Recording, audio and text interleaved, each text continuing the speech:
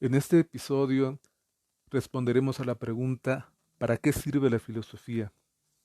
A partir de la problemática actual y de la forma en que tradicionalmente en la historia de la filosofía se ha respondido a esta pregunta, desde los planteamientos de Aristóteles en la antigüedad que identificaban a la filosofía como aquel saber que no servía, que no era útil para algo en particular, hasta las posibilidades del pensamiento crítico que en la actualidad y de manera contemporánea algunos pensadores como Gilles Deleuze y Félix Guattari han planteado en relación a la utilidad de la filosofía, en relación a la problemática y las problemáticas que implica el capitalismo tardío basado en la tecnología, la exclusión, los nacionalismos radicales y diversas formas de estupidez que implica el rebajamiento y la pérdida del pensamiento.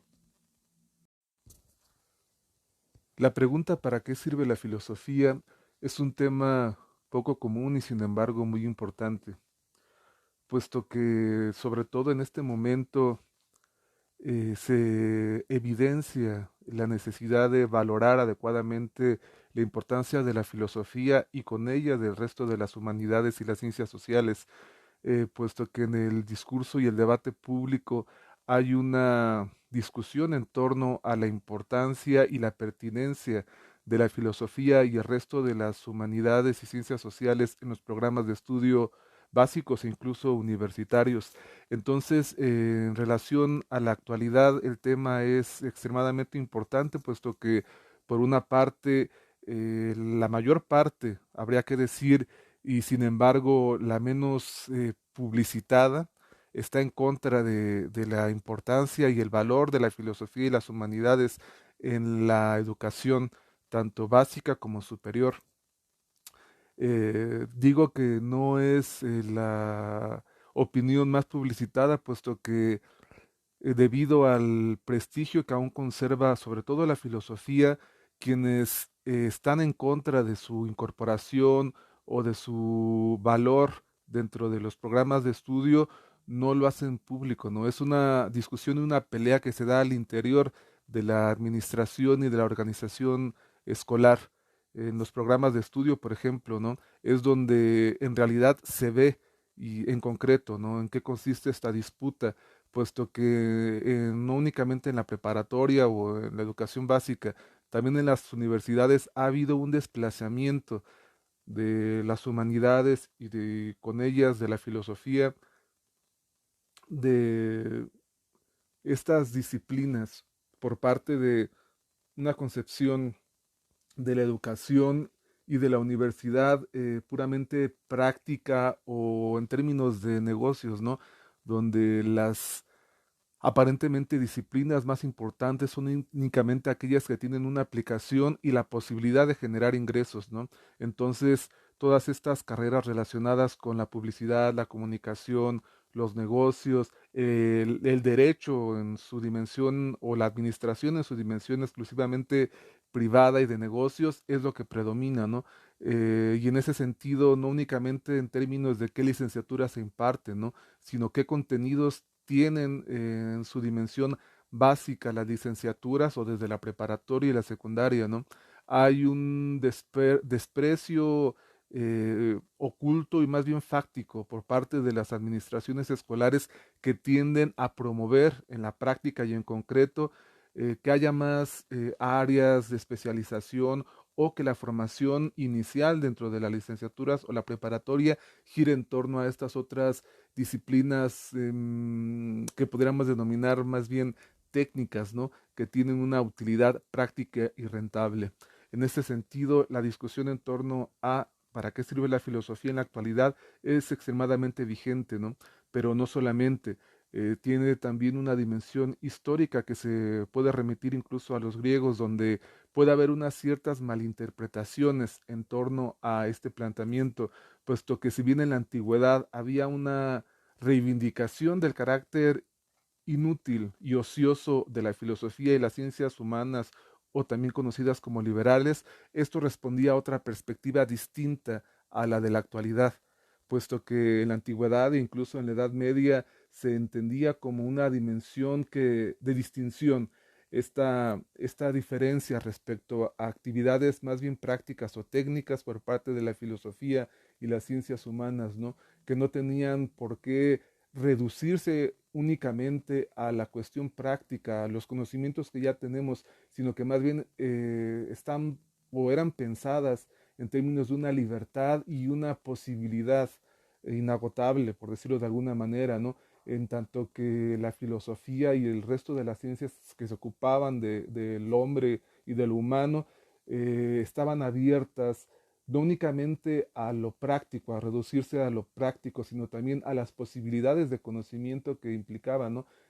Distinguir la filosofía y las ciencias humanas de disciplinas técnicas implicaba pensarlas en relación a las posibilidades casi inacabables, ¿no? O inconcebibles que tiene el ser humano, ¿no? Entonces, por ejemplo, pensar en una técnica como la sastrería o la carpintería se distinguía de las posibilidades de suyo que exigían un ámbito mucho más amplio e inagotable, ¿no? Que se refería al hombre como individuo, como colectividad, ¿no? El hombre con todas sus posibilidades a conocer y a desarrollar, o la sociedad también, ¿no? Todas las posibilidades a conocer y desarrollar de lo que puede una sociedad, de lo que puede un ser humano, ¿no? En ese sentido, distinguir la filosofía y las ciencias humanas de las prácticas técnicas implicaba esta potencialidad y esta dignificación de lo humano, ¿no? Que se entendía como algo inagotable, ¿no? Y en ese sentido potencialmente rico, ¿no? Eh, Reivindicar en ese sentido la inutilidad o la poca practicidad de la filosofía remitía precisamente a esta concepción mucho más libre, profunda y dignificante de este saber, ¿no? Entonces, la discusión que plantearemos en este capítulo sobre todo va a girar en torno a plantear este problema de la importancia o para qué sirve la filosofía en este ámbito problemático, ¿no? Que podemos ubicar tanto en la antigüedad, pero sobre todo en la actualidad, ¿no? Pensando en medio de toda esta discusión por qué es importante la filosofía y sobre todo basándonos en el para qué sirve la filosofía en este momento. En este contexto problemático que hemos planteado inicialmente en torno a para qué sirve la filosofía, sería oportuno remitirnos a un filósofo contemporáneo muy importante, ¿no? Puesto que su carácter de contemporaneidad nos permite ponderar y plantear la pregunta de una manera más adecuada. Nos referimos a Gilles Deleuze, un filósofo francés que falleció en aproximadamente 1995, ¿no?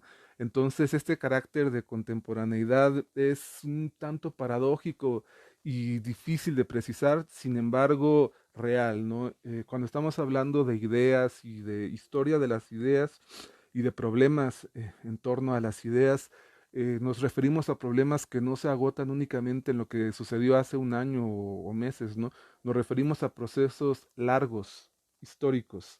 En ese sentido, pensar en lo que dijo un intelectual o un filósofo hace 30 años, aunque resulte un poco extraño por los criterios a los que nos han acostumbrado los medios de comunicación, es extremadamente oportuno, sobre todo por tratarse de quien se trata, ¿no? Para contextualizar un poco más este planteamiento, habría que decir que Gilles Deleuze es particularmente importante en el pensamiento actual y en relación a las problemáticas actuales, eh, debido a que trata como un intelectual genial y extremadamente erudito, es decir, Deleuze tiene una formación y una práctica filosófica extremadamente erudita y sofisticada. Uno de los planteamientos principales, por ejemplo, que hace es retomar y renovar la historia de la filosofía, en el entendido de que en la historia de la filosofía solamente se recuperan algunos pensadores, ¿no?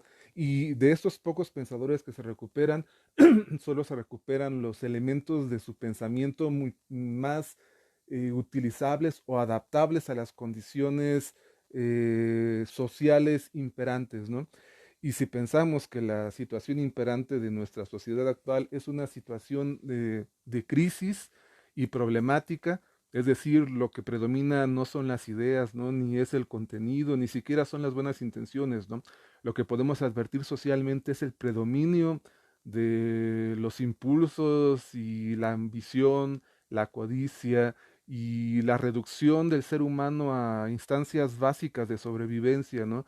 Ya sea a través del trabajo, que un trabajo bestializante, ¿no? Que reduce al mínimo sus capacidades y una forma de cultura o de vida que lo habitúa a comportamientos mínimos de sobrevivencia reducidos al consumo, ¿no? Consumo de mercancías que se le presentan como la solución a sus problemas y a sus contenidos, ¿no? Una falta de pensamiento y de ideas que podemos advertir en la forma en que valora, vive y sienten las personas, o la mayoría de las personas en esta sociedad, determinadas por el mercado, ¿no? No estamos inventándolo, no es algo evidente.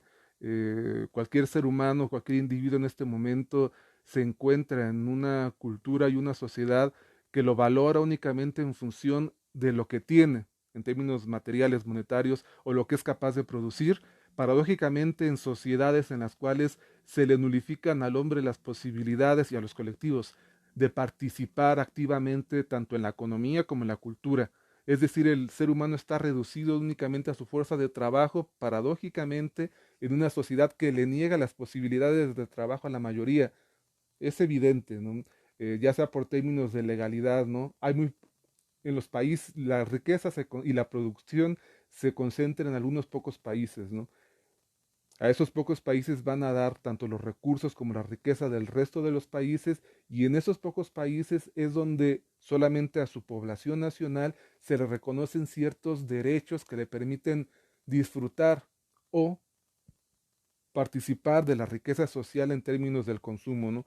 Solamente en estos países el ser humano ideal o el modelo del ser humano actual puede ser plenamente, ¿no? El ser humano plenamente en la actualidad es aquel ser humano que es capaz de consumir los productos más, las mercancías más costosas, ¿no? Que lo dignifican y le dan un estatus, ¿no?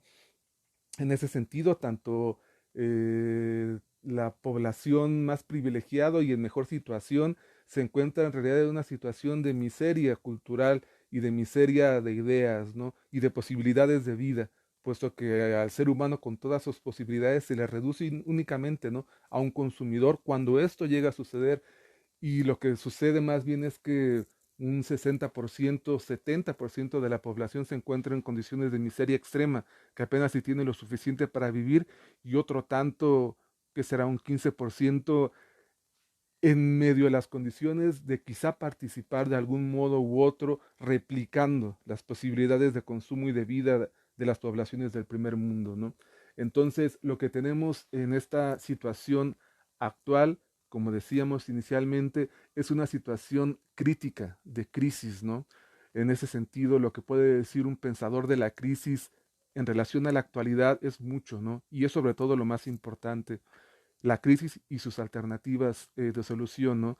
Frente a otros filósofos, Gilles Deleuze se plantea la crisis civilizatoria en los términos capitalistas que venimos mencionando, ¿no? Todo este problema de la posibilidad de participar en la producción y en el consumo, y la negación de la mayor parte de la humanidad como humanidad por negarles participar en esta sociedad, ¿no?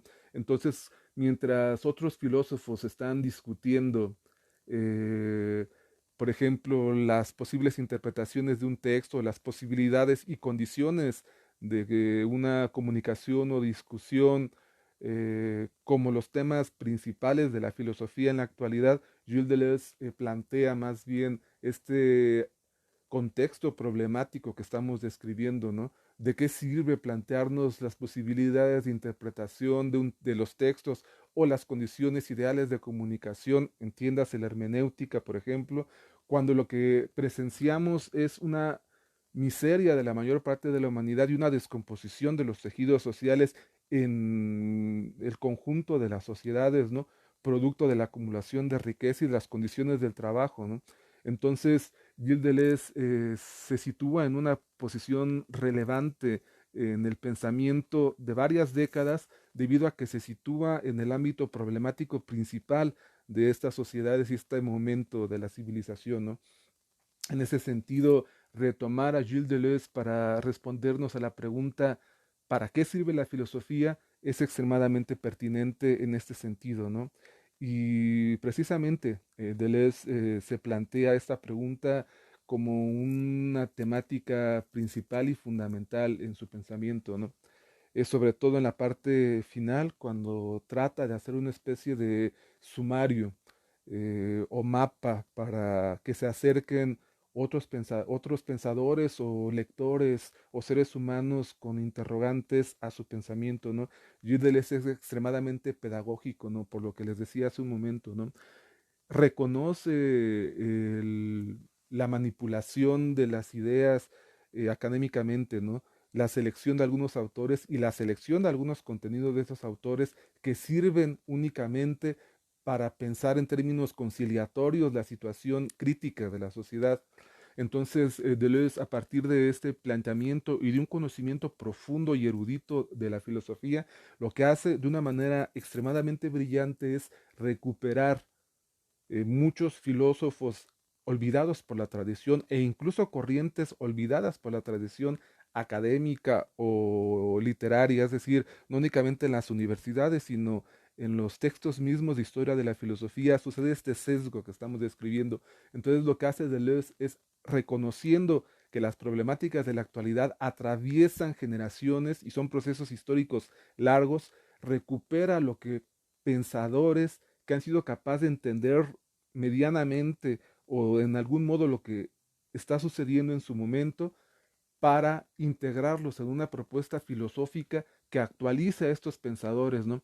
Entonces podemos advertir en Deleuze una reivindicación o recuperación de pensadores del siglo XVII, por ejemplo, Leibniz y Spinoza fundamentalmente, ¿no? O del empirismo inglés como Hume o norteamericano como William James y asimismo de pensadores medievales como Escoto o antiguos como los materialistas Lucrecio o Epicuro, ¿no?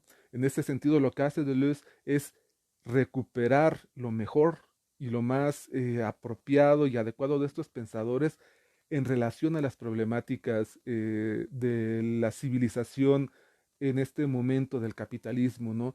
Que sobre todo se agudiza a partir de finales del siglo XIX hasta ahora, ¿no? Muchos de los problemas, o la mayor parte de los problemas que podemos advertir en la actualidad, tienen que ver precisamente con esa matriz problemática, ¿no?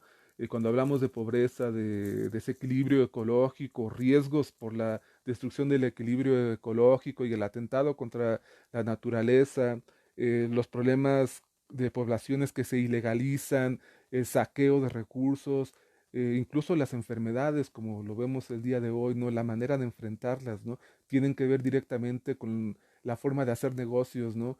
Donde quizá incluso se originó el coronavirus que ha provocado la pandemia en este año 2021 y 2020, ¿no?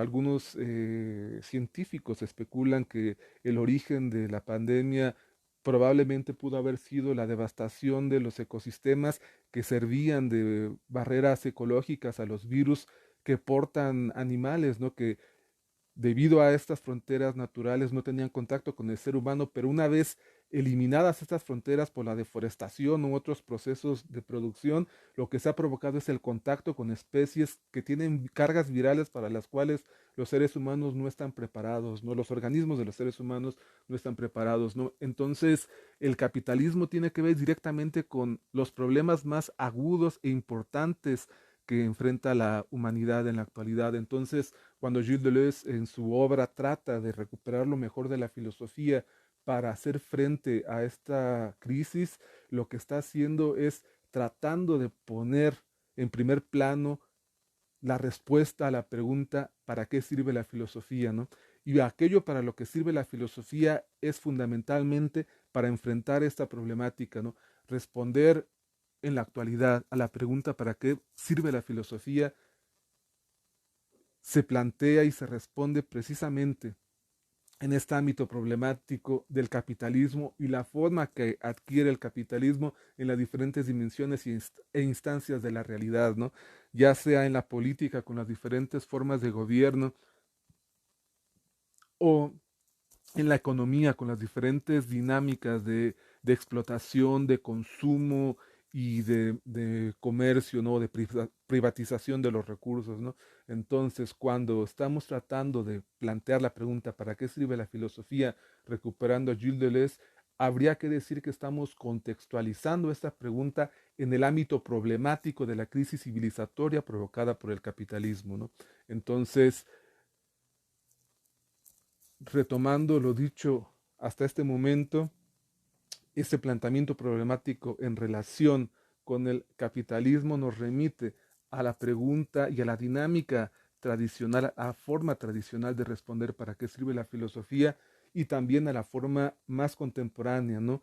Donde la utilidad de la filosofía se evidencia más allá de las formas convencionales, prácticas y técnicas del saber y responde más a las problemáticas que en su horizonte de totalidad, como humanidad y como individuo, el hombre y la humanidad enfrentan, ¿no?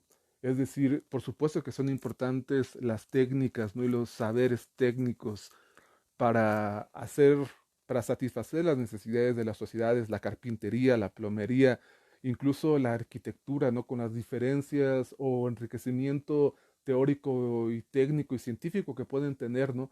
Es diferente, son diferentes estos saberes de aplicación práctica a saberes con una dimensión no más abstracta, y en ese sentido menos útil, ¿no? Sino habría que decir mucho más abiertas, ¿no? La utilidad que pueden tener estas disciplinas, la filosofía y las humanidades, no se reduce únicamente a la practicidad o utilidad de un momento específico o en una actividad en específico, ¿no? La apertura de estas disciplinas, lo que nos pueden decir y lo que pueden estudiar tiene que ver con la riqueza de potencialmente el hombre y los posibles problemas a los cuales se enfrenta, ¿no? No como consumidor o como usuario de un saber, ¿no? De una disciplina, de una técnica, sino como un ser humano que vive toda esta problemática y muchas más, ¿no? Que tiene que enfrentar, ¿no? Es decir, es importante, son importantes las técnicas y es importante un saber aplicado, pero así mismo es tan importante y mucho más la filosofía y otras disciplinas en tanto que tratan de responder a las problemáticas, las necesidades y los requerimientos de la humanidad como sociedad y como individuo de la manera más plena que sea posible, ¿no? Y en este momento crítico se evidencia la importancia de esto, ¿no? El ser humano y las sociedades en este momento están atravesando momentos y situaciones extremadamente complicadas, ¿no? Ya lo hemos dicho por las formas de producir, por las formas de consumir, por las formas de valorar, por las formas de entender, ¿no? Entonces, por las formas de percibir. Entonces, la filosofía, de una manera evidente, tiene una importancia y una utilidad fundamental en este momento en relación con los problemas que atraviesa la sociedad y el ser humano en la crisis civilizatoria del capitalismo actual. En concreto, Gilles Deleuze trata de responder a esa pregunta en torno a para qué sirve la filosofía y de una manera explícita en su último libro, que escribe junto a Félix Guattari, un hombre del renacimiento eh, contemporáneo, ¿no? Actual, ¿no? Una persona que estudió de formación psicoanalista, pero también estudió farmacia, el uso de medicamentos, que estudió también cuestiones de tecnología, de comunicación, de lingüística, de filosofía, de historia, y al mismo tiempo era activista, ¿no? Se involucró en radios libres, en clínicas psicológicas, ¿no? De innovación y vanguardia. Entonces, lo que tenemos en ese texto es el intento por parte de Deleuze y por parte de Guattari de responder desde los saberes más abstractos y especulativos, pero al mismo tiempo con una aplicación más concreta a los problemas que enfrenta la humanidad y las sociedades en el momento que escribe, pero también de una manera muy visionaria en las décadas a seguir, ¿no? La formación de estos dos pensadores y su perfil hace que sean capaces de, por ejemplo, problematizar la tecnología y las formas del poder que en la actualidad estamos presenciando, ¿no? No es el momento, ¿no? Más adelante lo veremos, solo lo menciono, ¿no? Pero por decir algo, por ejemplo, la forma en que se empiezan a controlar a las sociedades a partir de la década de los 80 para adelante, es teorizada de una manera visionaria por estos dos pensadores, ¿no? La manera, por ejemplo, de ejercer el poder la teorizan con el término de control, ¿no? Sociedad de control, que consiste básicamente en sustituir modelos de vigilancia y castigo tradicionales, disciplinarios, los llaman ellos, retomando a Foucault, que consiste en tener centros cerrados y totales donde hay una vigilancia constante de personas, de grupos de personas con la finalidad de propiciar ciertos comportamientos que potencialicen ciertas habilidades como fuerza de trabajo de estos colectivos para la producción, ¿no?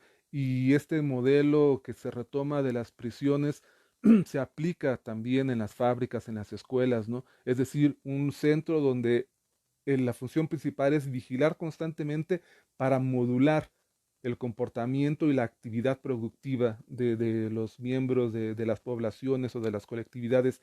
Es como construir máquinas, describe Foucault en Vigilar y Castigar, construir maquinarias donde las piezas de la máquina son los diferentes espacios o salones o ámbitos de producción de una fábrica, ¿no?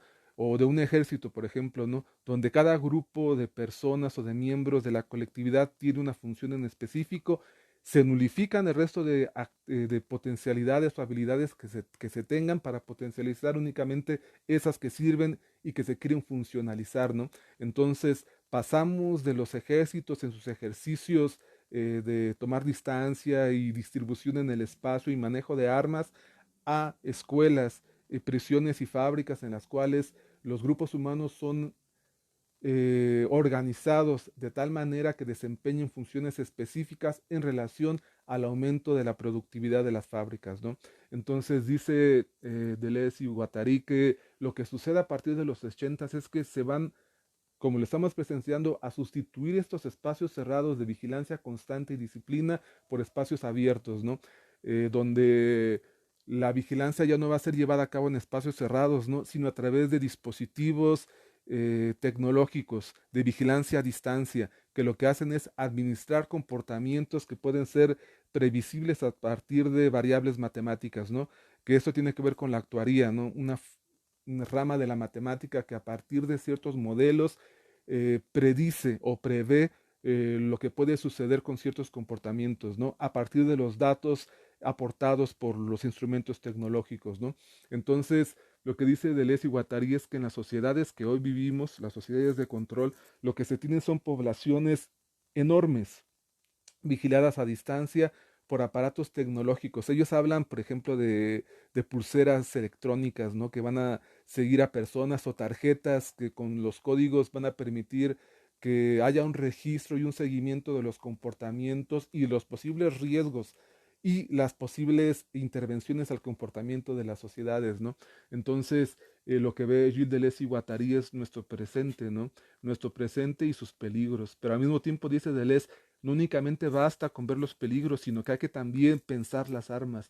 Entonces, en ese sentido es la actualidad de estos dos pensadores, ¿no? Pensar las armas en función del advenimiento de una forma sofisticada y nueva de control social, ¿no? Que tiene por propósito lo que decíamos anteriormente, maximizar la ganancia, la concentración de riqueza y como consecuencia la pobreza y condiciones de extrema miseria y desigualdad para la mayor parte de la humanidad en condiciones de sobrevivencia concreta, ¿no?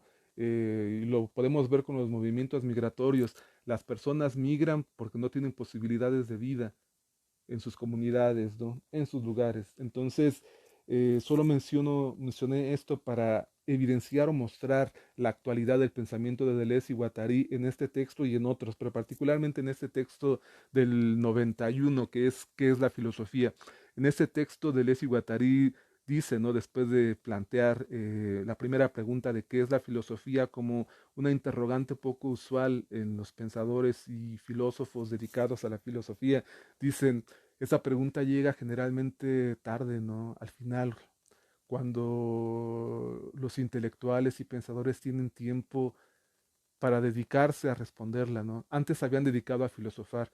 En el momento de la vejez, dice Deleuze y Guattari, cuando son viejos, no tienen 60 y 70 años respectivamente, en ese momento hay una especie de libertad particular que se le concede al anciano, ¿no? Que podemos ver en algunos artistas y filósofos, ¿no?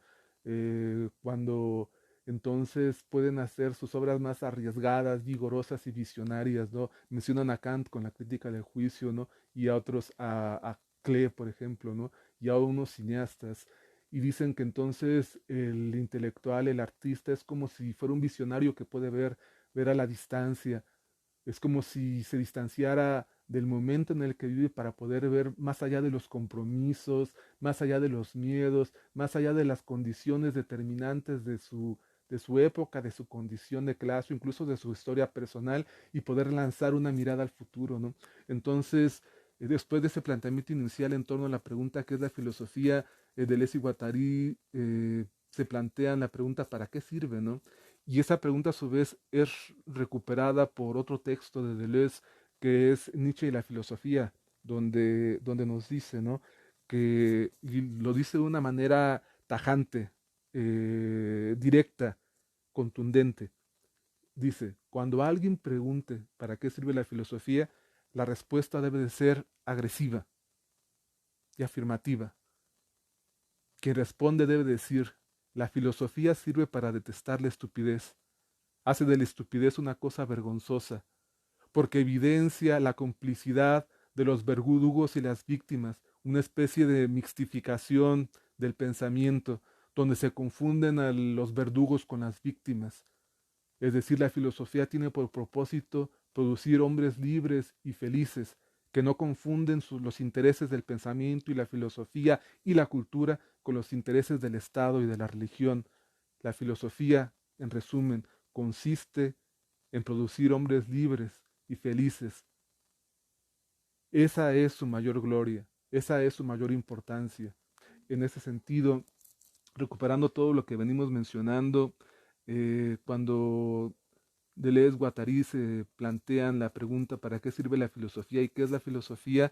Hay que situarlos en el momento de la actualidad, ¿no? Y entonces advertir que se están refiriendo por estupidez al pensamiento predominante, ¿no? No es en una posición de exclusividad o elitismo, ¿no?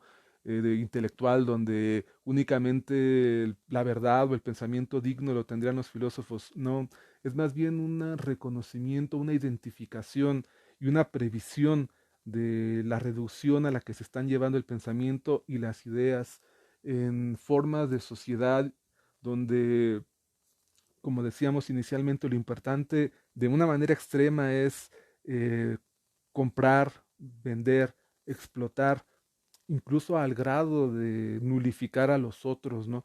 Ya sea sacándolos de las posibilidades de participar activamente en las actividades sociales importantes o que participan de lo social, ¿no? Es decir, cuando decimos que alguien está privado de trabajo, no estamos diciendo solamente es que lo están haciendo a un lado, ¿no? Estamos diciendo que le está negando la posibilidad de participar en la sociedad y esa participación da los satisfactorios a las necesidades de vida, ¿no? Cuando se excluyen a poblaciones enteras, lo que les está haciendo no es negarles el acceso a los servicios y a los productos de primera clase, lo que se les está negando es la posibilidad de participar en una economía internacional que se ha impuesto y que impide que las economías locales puedan reproducirse. Es decir, si los centros capitalistas de concentración de riqueza acumulan la riqueza de otros lugares, esa riqueza ya no es utilizable por parte de las colectividades locales, ¿no? Entonces, el dinero e incluso las materias primas que requieren las comunidades locales y los pueblos para poder sobrevivir por medio de las dinámicas económicas en sus diferentes modalidades, se lleva o se saca de los lugares de origen, ya sea como materias primas, fuerza de trabajo o renta por la venta de servicios monopolizados. Toda esa riqueza va a parar a los centros de acumulación de capital, ¿no? Entonces se margina al resto de la sociedad, ¿no? Y para poder imponer esas dinámicas, la sociedad capitalista además requiere de ideas a la altura, al nivel de esta dinámica de deshumanización. Y si el hombre se caracteriza por pensar, la deshumanización de las sociedades mundialmente implica el rebajamiento de la capacidad de pensar y de entender del ser humano, ¿no? Para ser capaz de participar activamente en esta forma de objetivación y negación de los otros y para no tener posibilidad de organización y de darse cuenta de lo que sucede, ¿no? Las ideas, el pensamiento en la sociedad capitalista actual tienen como propósito modelar, modular a las colectividades de manera que puedan, de una manera servicial, fanática, incluso participar de estas sociedades, ¿no? De estas dinámicas sociales, ¿no? Ya sea como aquellos que excluyen y como excluidos, ¿no? Donde lo que se convierte en lo más importante es el estatus social que da a consumir ciertas marcas o pertenecer a ciertos grupos de consumo, ¿no? Por ejemplo, eh, son dinámicas que se imponen a los jóvenes desde el entretenimiento, ¿no? La industria cultural, diría la teoría crítica, ¿no? Que lo que hace es difundir como hábitos de consumo y como hábitos de ocio estas formas buscan reproducir la acumulación de capital, ¿no? Si lo más importante para un joven y para sociedades enteras es consumir ciertos productos que lo único que dan es estatus y que lo que buscan es saquear la riqueza en las diferentes formas de producción y consumo donde llegan, ya sea para producir los productos o al imponer su venta en los mercados locales, lo que se hace es modular el pensamiento de las personas, ¿no? Donde lo más importante es, como decíamos, ¿no? Tener estos elementos de estatus o formas del entretenimiento que paradójicamente consisten en una autohumillación, ¿no? En una denigración y un rechazo incluso racista de lo propio, lo local o de las economías secundarias o lugares secundarios cuya dinámica consiste en exportar la riqueza en las diferentes modalidades que hemos venido mencionando. Es decir, esta dinámica eurocéntrica y racista que consiste en reivindicar a Estados Unidos o lo europeo como lo más importante, por ejemplo, ¿no? Tanto lo europeo como lo estadounidense consistirían en formas de consumo y clichés en los comportamientos, ¿no? Clichés que redundan, por ejemplo, en la reivindicación racial de la blanquitud o una blanquitud entendida en términos del consumo, ¿no? Se es más blanco entre más posibilidad se tiene de participar de estos productos y de estos servicios que se dan en el primer mundo como elementos de estatus y pertenencia, ¿no? Dejando de lado todas las demás posibilidades de pertenencia y participación colectiva o identitarias, ¿no? ¿Cuántas posibilidades el ser humano tiene de identificarse o de construir colectividades con otros, ¿no? ¿Cuántas finalidades o objetivos más puede tener el ser humano que únicamente acceder al estatus que le otorga un diseñador, un publicista, ¿no? En este sentido, la estupidez a las que se refieren Deleuze y Guattari tiene que ver con esto, ¿no? En parte con esto, con esta ideología, idiosincrasia o cultura del consumo que se difunde, ¿no? Y que colabora o consiste en la base, los fundamentos sobre los cuales se construye la dinámica más agresiva de la exclusión, mientras los individuos están preocupados y ocupados en participar de estos elementos de estatus y consumo, las empresas y los grupos financieros saquean a la mayor parte de la humanidad e incluso excluyen cada vez más a las poblaciones del llamado primer mundo. Eso es algo muy interesante, ¿no? Que tiene que ver con la contradicción misma del capital. Marx planteaba, ¿no? Que entre más aumenta el alcance, la integración del capitalismo, más implica la concentración de capitales, ¿no? Lo que estamos advirtiendo en este momento no únicamente implica el aumento de las poblaciones migrantes, porque hay una pauperización de poblaciones enteras, ¿no? Paradójicamente, para esta idiosincrasia eurocéntrica de lo blanco, al interior de los países del primer mundo se está presenciando también una pauperización, un deterioro de las condiciones de vida de los sectores bajos y medios, ¿no?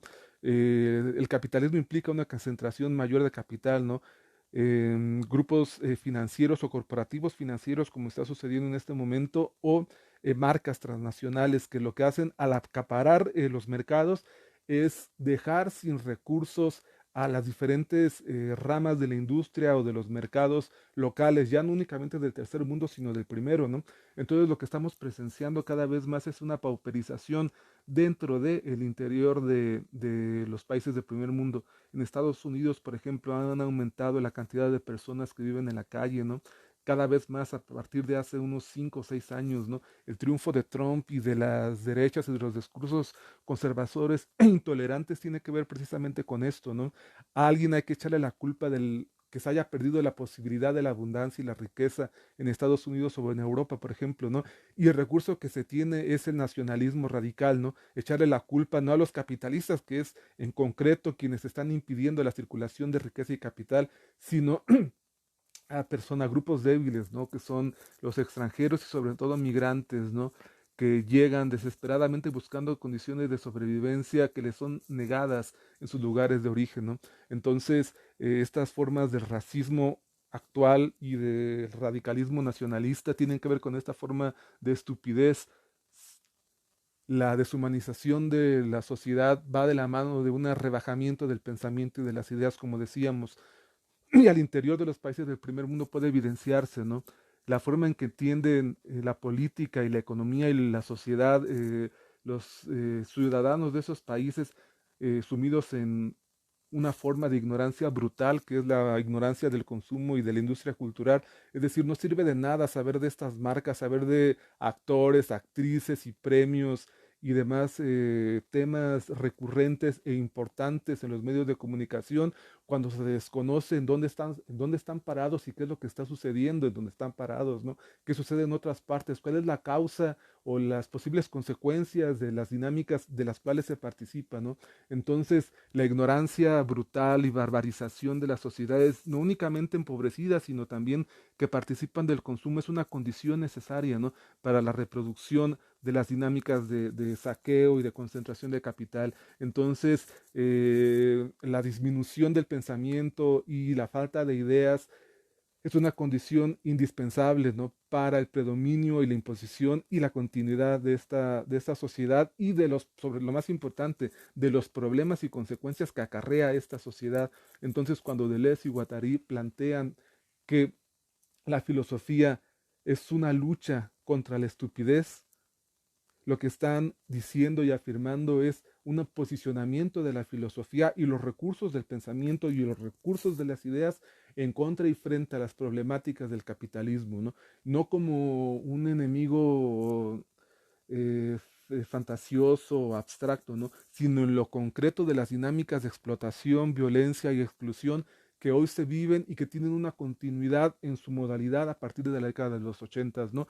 Es decir, pensar las formas en que la política y la explotación se articulan en concreto y se articularán en concreto, ¿no? Entonces, lo que legan Deleuze y Guattari cuando se hacen estas preguntas es un planteamiento un legado, ¿no? Complejo, profundo y rico de instrumentos y armas, ¿no? No es únicamente un especular por especular, un preguntar por preguntar, ¿no? Es un preguntar y un pensar para recurrir y para brindar herramientas, armas y recursos para hacer frente a lo que sucede, ¿no? no únicamente en la forma de, bueno, vamos a organizar sindicatos o organizaciones internacionales de obreros, es mucho más complejo que eso, ¿no? Pasa por entender cómo se articulan las sociedades, las colectividades, las individualidades en este momento, ¿no? En ese sentido, las ideas hacen falta incluso para esto y sobre todo también para responder a los problemas particulares de esas colectividades y esas individualidades, ¿no? Los problemas a los cuales se enfrenta un joven hoy, ¿no? ¿Qué es hoy tener 20 años o 15 años, ¿no? O ser un anciano el día de hoy, ¿no? ¿Qué formas de exclusión existen y enfrentan, ¿no? ¿Qué alternativas, qué posibilidades de construcción de una identidad y una pertenencia existen hoy? ¿Cuáles son las posibilidades de la percepción, del gozo, del disfrute, de la posibilidad de entablar relaciones de amistad o de afecto, de amor en este momento, ¿no? Deleuze y Guattari, a partir de estos recursos, no únicamente filosóficos, sino también psicoanalíticos, por ejemplo, o artísticos, tratan de responder a estas preguntas, a estos planteamientos, a estos posibles y futuros problemas, ¿no? Entonces, cuando preguntamos para qué sirve la filosofía sirve principal y fundamentalmente para esto en este momento, ¿no? Sirve para dar cara, para tener recursos, para hacer frente a las dificultades que el capitalismo, en las formas concretas que hemos venido mencionando, golpea, daña, hiere a las colectividades y lo más importante quizá, ¿no? La posibilidad de pensar y de entender que es posible, que son posibles otras formas de relación, de dinámicas sociales, de subjetividad, ¿no? Ámbito al cual le dedican gran parte de su obra también Deleuze y Guattari, ¿no?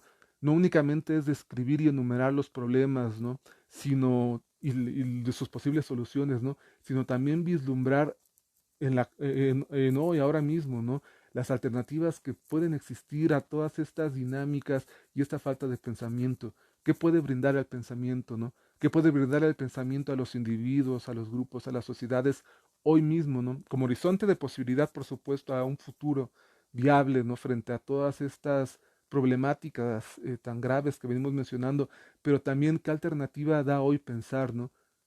¿Qué implica pensar y qué posibilidades da el pensamiento, ¿no? Como individuo, como colectividad, como grupo? ¿Qué tipo de percepciones nuevas y distintas a las del consumo, ¿no? A las del sometimiento nos permitiría el pensamiento y conocer? ¿Qué implica conocer de pintura, de música, de cine y de arte, ¿no? ¿Qué implica conocer en relación a la producción de formas artísticas, cinematográficas o musicales que no estén regidas únicamente por el mercado, ¿no? Que respondan a los sentimientos, a las necesidades afectivas o colectivas de grupos, ¿no? Deleuze y Guattari en ese sentido son pensadores del futuro y del presente, ¿no? Del presente concreto, ¿no? ¿Qué hay? ¿Qué pasa con estos jóvenes, ¿no? Con estos adultos, con estos ancianos, ¿no? ¿Qué pueden percibir? ¿Qué pueden sentir? ¿Qué pueden imaginar? Qué pueden actualizar, realizar en concreto, ¿no? ¿Qué tipo de relaciones es posible establecer, no de una manera ilusoria, ¿no? Sino en concreto, con los recursos que hoy se tienen, pero para poder hacer esto, para poder plantear y vivir estas otras formas de relación, de percepción, de sentimiento, es necesario conocer, ¿no? Conocer más allá de lo que se impone en este rebajamiento del pensamiento y de las ideas. Para eso la filosofía es fundamental e importante, ¿no? Para conocer las virtudes, las cualidades, la riqueza, la potencialidad que hay en cada persona, ¿no? Que hay en cada colectividad, que hay en relación de la colectividad con la naturaleza, ¿no? En ese sentido, la filosofía, la utilidad de la filosofía se convierte en una premisa fundamental para estos tiempos, ¿no? En una premisa que nos permite no únicamente ver el futuro, ¿no? Ver un futuro más allá de la crisis que se nos plantea como incluso inevitable, ¿no? También nos permite ver el presente, ¿no? Con otros lentes, ¿no? Con otra mirada, vernos a nosotros mismos, ver a los demás, ver a la naturaleza con otra mirada, ¿no? Que no sea únicamente la de aquel que trata de utilizar al otro o la de aquel que intenta ganar algo, de obtener una ganancia, sino la de aquel o la de aquellos que buscan experimentarse a sí mismo y experimentar con los otros las posibilidades de la convivencia, de la amistad, de los sentimientos, ¿no?